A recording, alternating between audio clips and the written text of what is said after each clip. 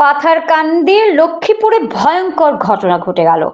বাড়ি থেকে ডেকে নিয়ে এক ব্যক্তিকে হত্যার ঘটনায় এলাকা চাপা উত্তেজনা। ঘটনাস্থলে পুলিশ। জানা গেছে পাথারকান্দি থানার অন্তর্গত লক্ষ্মীপুর হাতির গুলের বাসিন্দা পেশায় রাজমিস্ত্রি হোসেন আহমদ কে বা কারা রাত 12টায় ফোন করে ডেকে বাড়ি থেকে নিয়ে আসে। সে বাড়ি থেকে বেরিয়ে যায় বৃহস্পতিবার কাক ভোরে। 38 বছর বয়সী হোসেনের রক্তাক্ত মৃতদেহ বাড়ির পাশে ক্ষেতের জমিতে দেখতে পায় হোসেনের মা। এরপরই শুরু হয় জানাজানি। একে একে গ্রামের লোকজন জড়ো হয়ে যায়। খবর দেয়া হয় পুলিশে। পাথারকান্দি পুলিশ ঘটনাস্থলে পৌঁছে পরিস্থিতি শান্ত করে মৃতদেহ উদ্ধার করে। অভিযোগ, বাড়ি থেকে ডেকে নিয়েই তাকে বলপূর্বক ভাবেই হত্যা করা হয়েছে, কিন্তু কে বা কারা হোসেনের খুনের সাথে জড়িত তা এখনো স্পষ্ট হয়নি। জানা গেছে হোসেনের স্ত্রী, 2 সন্তান, পিতা মাতা ও ভাই রয়েছে। বাড়ি থেকে ডেকে নিয়ে হত্যার ঘটনায় গোটা লক্ষ্মীপুরে সৃষ্টি হয়েছে তীব্র চাঞ্চল্য। তবে পুলিশ অতি শীঘ্রই হত্যাকারীদের জালে তুলবে বলে আশাবাদী এলাকাবাসীদের। শিলচর থেকে দীপজয় চক্রবর্তীর রিপোর্ট, ভয়েসের স্বর্ণালী মিশ্র।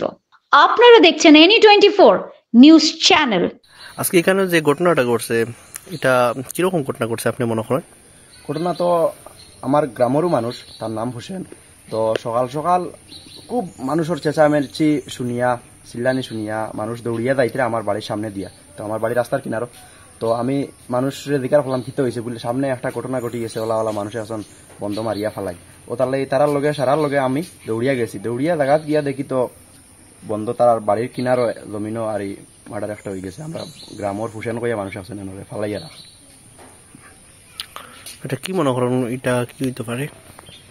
কি হইতে পারে দেখেন, আমি তো সন্দেহজনক তো কিছু কইতাম পারতাম না, কারণ মানুষ তো হে মোটামুটি আসলো সিমেন্টের কামও করতো।